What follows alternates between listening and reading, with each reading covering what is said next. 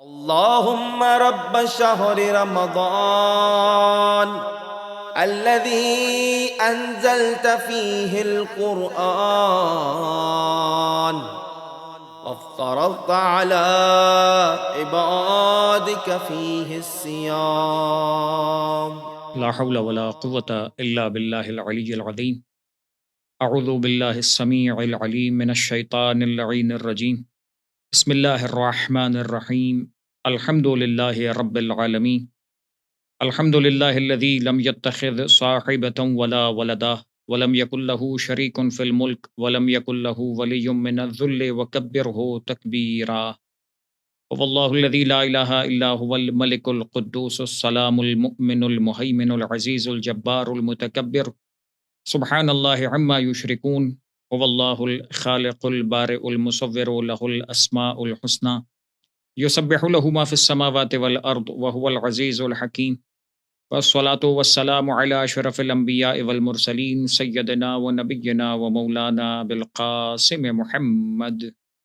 اللهم صل على محمد وآل محمد وعلى أهل بيته الطيبين الطاهرين المعصومين المنتجبين الميامين، لا سيما على بقية الله في الأرضين وحجته على العالمين الذين أذهب الله عنهم الرجس وطهرهم تطهيرا، واللعنة الدائمة على أعدائهم أجمعين من يوم ظلمهم وعداوتهم إلى يوم الدين. أما بعد، فقد قال الله تبارك وتعالى في قرآن الحكيم: بسم الله الرحمن الرحيم. منها خلقناكم وفيها نعيدكم ومنها نخرجكم تارة أخرى. شہادت امیر المؤمنین حضرت علی بن ابی طالب علیہ الصلاۃ والسلام کے حوالے سے ہماری یہ آج کی گفتگو، جو بیسیکلی مولا کائنات کے زندگی کے آخری ایام سے متعلق رہے گی، اور یہ وہ زمانہ ہے کہ جہاں ظاہری طور پر مولا نے خلافت کی ذمہ داریاں بھی سنبھالی ہوئی ہیں، اور یہی وہ زمانہ ہے کہ جہاں پر مولا کے ان آخری ایام میں مختلف جنگیں بھی درپیش ہوئیں۔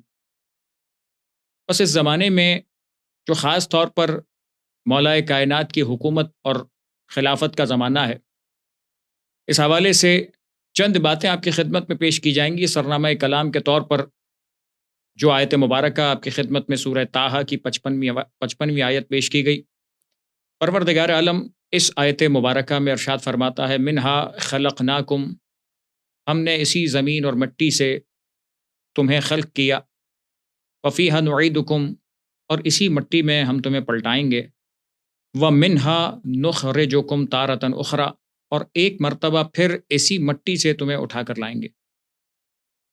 عزیزان محترم، انسان کی زندگی اور اس زندگی کا اختتام کس انداز سے ہے، اور پھر جو ظاہری طور پر اس زندگی کا اختتام نظر آتا ہے، یہ اصل میں اختتام نہیں ہے بلکہ دوسری زندگی کا آغاز ہے۔ اس پوری بات کو سمجھنے کے لیے یہ آیت مبارکہ جو پروردگار عالم اس انداز سے ارشاد فرماتا ہے، یہی وہ آیت مبارکہ تھی کہ جو بعض تاریخ کی روایتوں میں نظر آتا ہے کہ مولا کائنات کو جب ضربت لگی 19ویں ماہ رمضان کی صبح، اس وقت مولا کائنات اپنے ہاتھ سے مسجد کوفہ کی مٹی اٹھاتے تھے، اپنے زخم پر ڈال رہے تھے، اور یہ آیت مبارکہ دہرا رہے تھے: منہا خلقناکم وفیہا نعیدکم ومنہا نخرجکم تارۃ اخری۔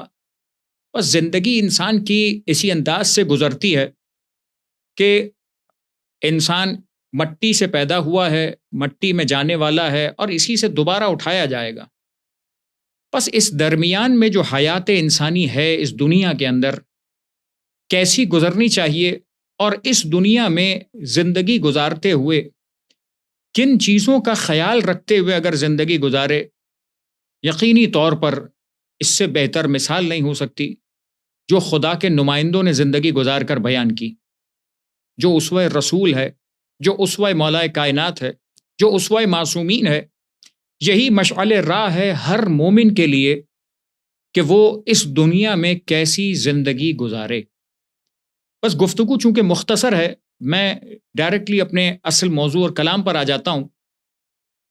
میں آپ کے سامنے گفتگو کا آغاز کوشش کروں گا کہ یہ تمام ہماری گفتگو اس متعلق رہے کہ مولا کائنات نے اس دنیا سے جاتے ہوئے جو وصیت فرمائی ہے، نہج البلاغہ کے مکتوبات کے پورشن میں 47ویں حصے کے 47ویں نمبر پر یہ حصہ موجود ہے مولا کی وصیت کا، کہ جس میں مولا کائنات نے امام حسن اور امام حسین علیہ السلام سے جو آخری وقت میں وصیت فرمائی ہے، ان وصیت کے جملوں کو آپ کے سامنے پیش کیا جائے گا۔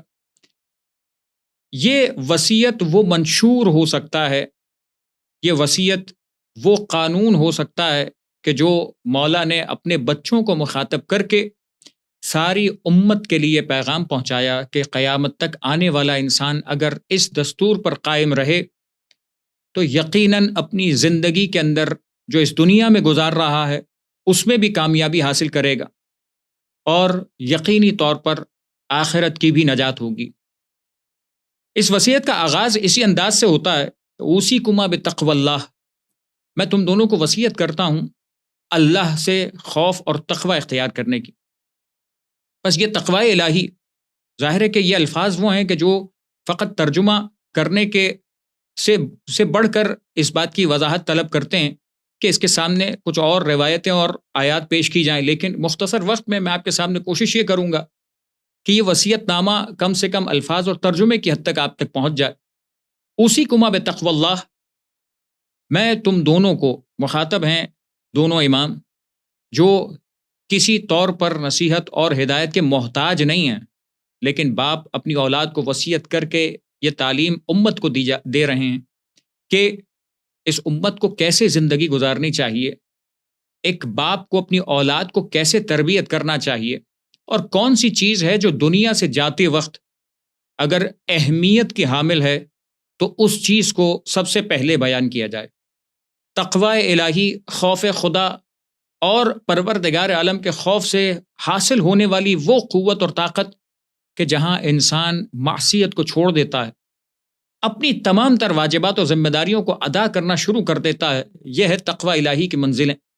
بس ایک مرتبہ جملہ ارشاد فرماتے ہیں وَأَن لَا تَبْغِيَ الدُّنْيَا، اور میں تم کو یہ وصیت کرتا ہوں کہ خبردار تم دنیا کی طرف مائل مت ہونا، دنیا کی طرف دل کا میلان پیدا مت کرنا، چاہے یہ دنیا کسی طور پر تمہاری طرف لپکتی رہے تم اس کی طرف مائل مت ہونا۔ بس اس کے بعد ایک جملہ مولا ارشاد فرماتے ہیں نہ اس سے کسی شے کے محروم ہو جانے پر افسوس کرنا۔ دنیا میں بہت سارے مواقع آتے ہیں کہ جہاں انسان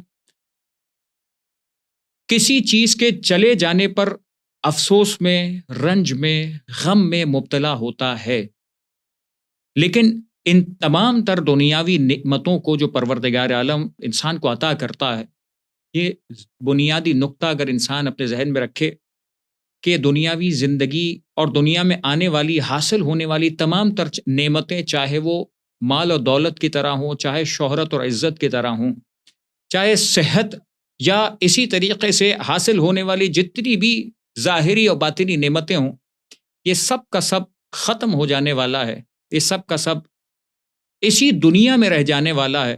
بس جو چیز پہنچنے والی ہے آخرت میں، وہ اس کے مقابل میں انسان کا وہ بیہیویئر ہے، وہ اس انسان کی وہ نیت ہے کہ ان چیزوں کو کیسے اس نے استعمال کیا تھا، کس نیت سے استعمال کیا تھا، کیسے اس نے ان تمام تر نعمتوں کو اس اپنی دنیا کے لیے، اپنی آخرت کے لیے کیسے سرمایہ قرار دیا تھا۔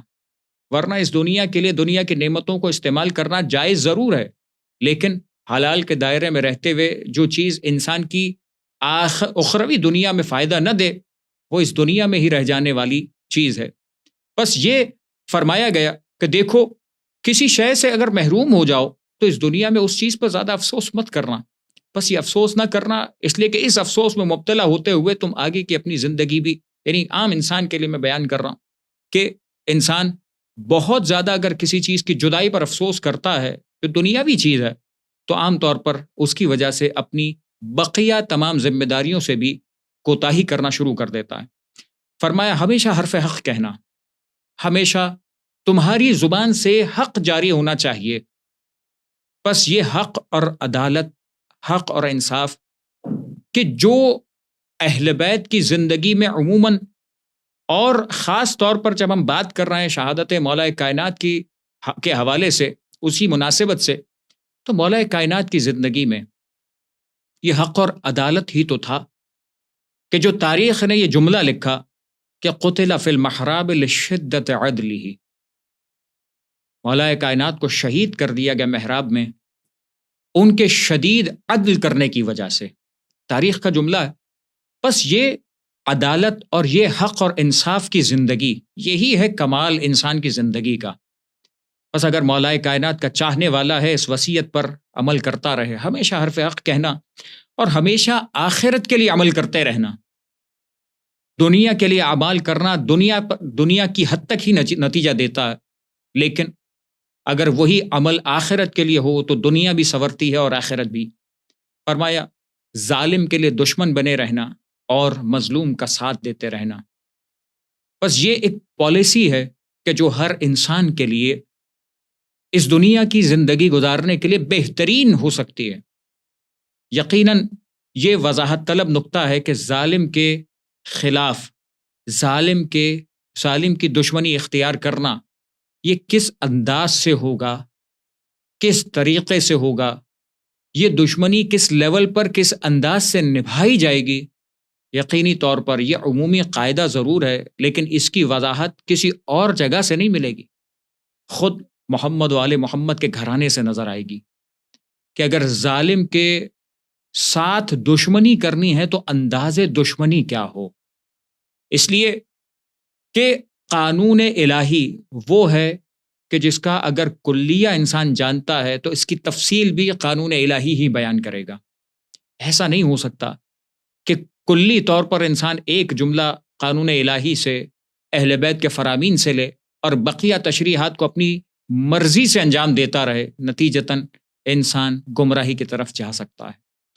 پس کونا للظالم خصما، ظالم کے لیے دشمن بنے رہنا، وللمظلوم عونا، اور مظلوم کے مددگار بنے رہنا۔ بس یہ مظلومین کس کس انداز سے، کس کس معاشرے کے افراد کی صورت میں اور کن کن طبقات کی صورت میں انسان کے سامنے موجود ہیں، ان تمام مراحل پر شریعت کی ان تمام تر تفاصیل پر نگاہ کرنی چاہیے۔ بس میں آپ کی خدمت میں ایک مثال عرض کروں کہ جو مولا کائنات کی زندگی، جس آخری زندگی ہم بات کر رہے ہیں، آخری حصے کی، عجیب جملہ نظر آتا ہے کہ جہاں کسی شخص نے مولا کائنات کو دیکھا کہ اپنے پیر سے، اپنے گھٹنوں سے سوکھی روٹی توڑ کر تناول فرما رہے ہیں، کسی نے جملہ کہا کہ مولا اس پر کچھ روغن لگا لیجئے، اسے کچھ بہتر کر لیجئے، اور ظاہر ہے کہ ایک چاہنے والا یہی انداز اپناتا۔ ایک مرتبہ مولا کائنات نے جو اس شخص کو جواب دیا اور ایک پالیسی بیان کی کہ میں کیسے اپنا پیٹ بھر کے کھانا کھاؤں، وحولی بطون غرسا، میں کیسے اپنا پیٹ بھر لوں جبکہ میرے اطراف میں ہو سکتا ہے کہ کوئی خالی پیٹ انسان موجود ہو۔ بس یہ جو پالیسی امام بیان کر رہے ہیں کہ ایک حاکم وقت، ایک سربراہ مملکت، ایک ایسا شخص کہ جو اس حکومت کا سربراہ ہے، جس کے کاندھے پر ذمہ داری ہے، بس اس ذمہ دار شخص کے لیے یہ مناسب نہیں ہے کہ وہ اپنے آپ کو اس انداز زندگی کے ساتھ منسلک کرے کہ جو انداز زندگی دیکھ کر وہ غریب، وہ فقیر یا وہ ایسا شخص کہ جو ان تمام چیزوں سے محروم ہے، احساس محرومی کرے۔ مولا نے اس انداز سے جملہ جواب دیا، اور یہ انداز نظر آتا ہے کہ مولا کائنات نے جس انداز سے زندگی گزاری ہے، جس انداز سے مولا نے ان تمام چیزوں کی طرف اشارہ فرمایا ہے، بعض مقامات پہ جملہ فرمایا ولا اشارکہم فی مکارہ الدہر، کیوں نہ میں ان لوگوں کی ان پریشانیوں کی طرف متوجہ ہوتے ہوئے ان کی پریشانیوں میں ان کا ساتھ دوں۔ بس یہ ایک ذمہ دار شخص کی ذمہ داری ہوا کرتی ہے کہ جتنا زیادہ انسان معاشرتی اعتبار سے اپنی ذمہ داریوں میں اضافہ کرتا ہے، اس کی رہن سہن اور اس کی زندگی کے اسلوب اور طریقے میں بھی تبدیلی آنی چاہیے۔ وصیت کے جملے آگے بڑھتے ہیں اور یہ لفظ نظر آتا ہے کہ میں تم دونوں کو اوصیکما، میں تم دونوں کو بھی وصیت کرتا ہوں، وہ جمیع ولدی، اور میں اپنی تمام اولاد کو وصیت کرتا ہوں، وہ اہلی، اور میرے تمام اہل گھر والوں کو وصیت کرتا ہوں، ومن بلغہ کتابی، اور جہاں تک میرا یہ مکتوب جاتا ہے، جہاں تک میرا یہ پیغام پہنچے وہاں تک یہ وصیت جائے۔ یعنی اب وضاحت کے ساتھ مولا نے ہر انسان کو قیامت تک کے لیے اس وصیت میں شامل کر دیا۔ کیا وصیت؟ میں سب کو وصیت کرتا ہوں تقوی الہی اختیار کریں، اپنے امور کو منظم کریں۔ انسان کے امور کیسے منظم ہونے چاہیے، چیزوں کے اندر کیسے ایک مینجمنٹ ہونا چاہیے، ایسا نہ ہو کہ جس طرح سے جو چیز جس وقت سامنے آئی اس کام کو انجام دیا، جو پس پش چلی گئی اسے بھلا دیا، جو چیز دل ہوا وہ کر لیا، جو نہیں چاہا وہ نہ کیا۔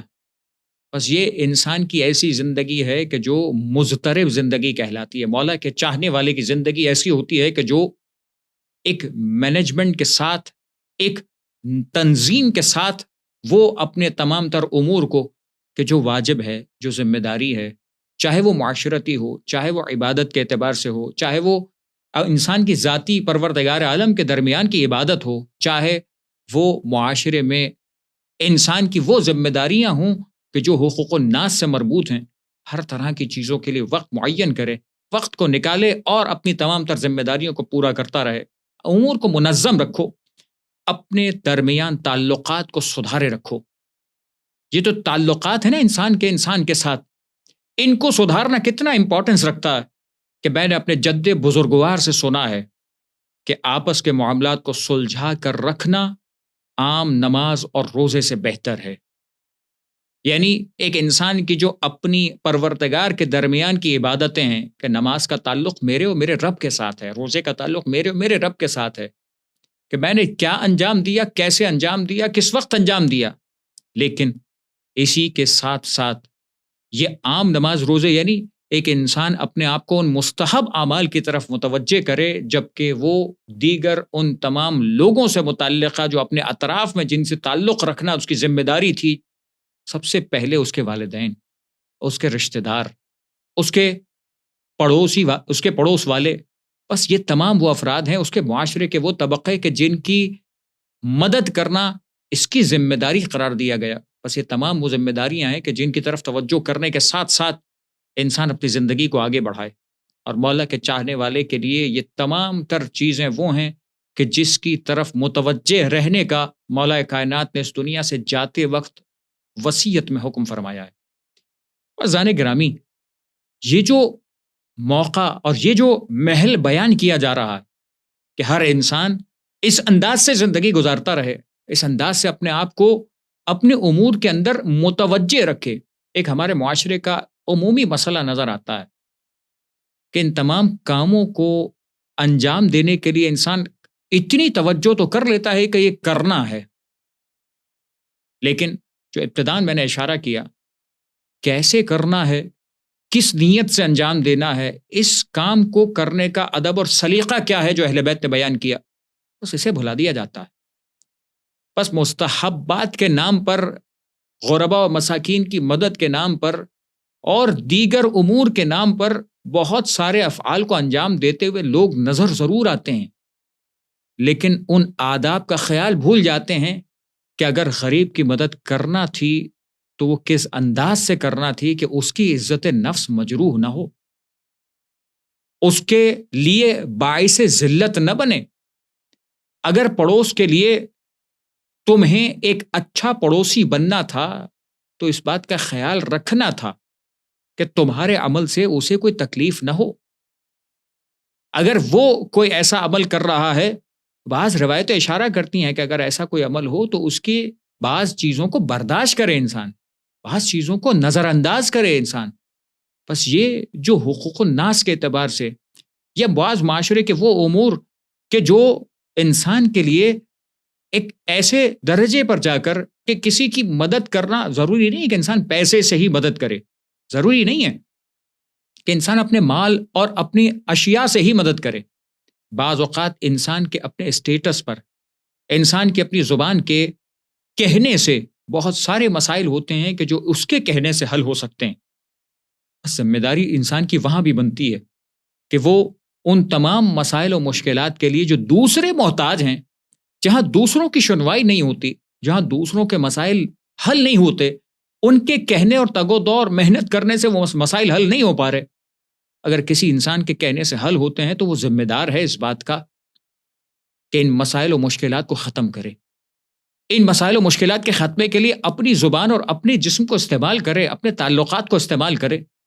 بعض اوقات انسان کا کسی دوسرے انسان کے حق سے محروم رکھنا کتنی بڑی آفت کا پیش خیمہ ہو سکتا، کتنی بڑی انسان کے لیے اور معاشرے کے لیے تباہی کا باعث بن سکتا ہے. کتنے ہی ایسے صاحبان حق ہیں جو اپنے حق سے محروم کیے جا رہے ہیں، چاہے وہ عزت کے اعتبار سے ہوں، چاہے رشتوں کے اعتبار سے ہوں، چاہے مال کے اعتبار سے ہوں، چاہے عزت و وقار کے اعتبار سے ہوں. جہاں انہیں معاشرے کی کسی اینٹی کو ڈسٹرب کیا جاتا ہے تو وہ ڈسٹربنس فقط اس مقام تک نہیں رہتی. ایک عام مثال ہے کہ جو معاشرتی اور دیگر ایسے علوم کے درمیان استعمال کی جاتی ہے کہ جب پانی میں ایک کنکر پھینکا جاتا ہے تو ایک ویو بنتی ہے. وہ ایک ویو فقط ایک سیکنڈ تک جاری نہیں رہتی، وہ ویوز کا سلسلہ جاری رہتا ہے، اور جب تک یہ سلسلہ جاری رہتا ہے یہ ویوز چلتی رہتی ہیں، اس کے اثرات قائم رہتے ہیں. بس انسان کو توجہ اس بات پہ کرنی چاہیے کہ اگر کسی غریب کا حق چھینا، اگر کسی کے حق کو پامال کیا، کسی کی عزت پامال کی، کسی کے کام میں رکاوٹ ڈالی، یا کسی کے حق کو پامال کرتے ہوئے انسان گیا تو یہ ویو رکے گی نہیں. نہ جانے اس کی زندگی میں، اس کے اطراف کی زندگی میں جتنے ایسے مسائل کو وہ پیدا کرتے چلے جائے گی، جنم لیتے چلے جائیں گے، ان تمام چیزوں کی ذمہ داری بھی اس کرنے والے کے کاندھے پر آ سکتی ہے. یہی وہ شخص تھا جس نے وہ پہلا حق اس کا غصب کیا تھا، جس محرومی کی وجہ سے اس نے معاشرے کے اندر ان تمام تر اینٹیز کو ڈسٹرب کر دیا کہ جو اس کام کی وجہ سے آگے اثرات جا رہے تھے. بس معاملہ مولا کائنات جو ارشاد فرما رہے ہیں، مظلوم کے ساتھی بنو، ظالم کے دشمن بنو. بس ظلم کو رفع کرنے کے لیے، دفع کرنے کے لیے کیا انداز اپنانا ہے یہ طریقہ بتلایا. تقوی الہی اختیار کرو، خوف خدا اپناؤ. یہ مت دیکھو کہ میں نے نماز پڑھ لی ہے، یہ مت دیکھو کہ میرا روزہ مکمل ہو گیا، یہ مت دیکھو کہ فقط میرا یہ کام ہو گیا، باقی دنیا ادھر سے ادھر ہو جائے. نہیں، بات ذمہ داری کی ہے کہ ایک مومن ذمہ دار ہوتا ہے، ان تمام چیزوں کو محسوس کرتا ہے، ان تمام چیزوں کو بطور احسن دیکھتا ہے. بس ذہن گرامی، گفتگو کو سمیٹتے ہوئے میں ایک جملہ کہوں، اور یہ جو سلیقہ زندگی میں نے بیان کیا، عبادتیں کس انداز سے. بعض اوقات انسان کہتا ہے میں معاشرتی ذمہ داریوں کو پورا کروں یا اپنی نماز و روزے کروں. دیکھیں مولا کائنات کی زندگی کیا تھی. مولا کائنات کی زندگی میں یہ جملہ نظر آتا ہے کہ جب کسی کنیز سے سوال کیا گیا کہ بتاؤ تم نے کب زیادہ مولا کائنات کو عبادت میں مصروف پایا. ہم انسان دیکھتے ہیں نا، عام طور پر لوگ ماہ رجب میں، ماہ شعبان میں، ماہ مبارک رمضان میں زیادہ مصروف عبادت نظر آتے ہیں. جب کنیز سے سوال کیا گیا تو کنیز نے یہ نہیں کہا کہ فلاں عبادت فلاں مہینے میں زیادہ تھی. فرمایا مجھے کوئی فرق محسوس نہیں ہوتا، ماہ رجب ہو، ماہ شعبان ہو، ماہ رمضان ہو، ماہ شوال ہو، یہ ہر مہینہ ہی ایسا تھا کہ علی کی عبادت ہمیشہ سے ہی زیادہ رہی تھی. ایسا عبادت گزار مولا، ایسا عبادت کرنے والا آقا کہ جب 40ویں ہجری کا ماہ رمضان آیا تھا تو اس 40ویں ہجری کے ماہ رمضان میں مولا نے یہ اشارے دینا شروع کیے کہ یہ وہ آخری سال ہوگا جس سال میں تمہارے ساتھ ہوں. اگلے سال تم حج پر جاؤ گے، علی تمہارے ساتھ نہ ہوگا. کے پاس تاریخ کی روایتیں میں خلاصتاً پیش کر رہا ہوں. بس یہ آخری ماہ رمضان ہے، لوگ محسوس کر رہے تھے. مولا کائنات کا ایک سلیقہ تھا، انشاءاللہ اگلی مجلس میں بیان کروں گا، کہ وہ مسلسل درس دیا کرتے تھے. ظہر کی نماز کے بعد لوگوں کو دین کی بنیادیں سکھایا کرتے تھے.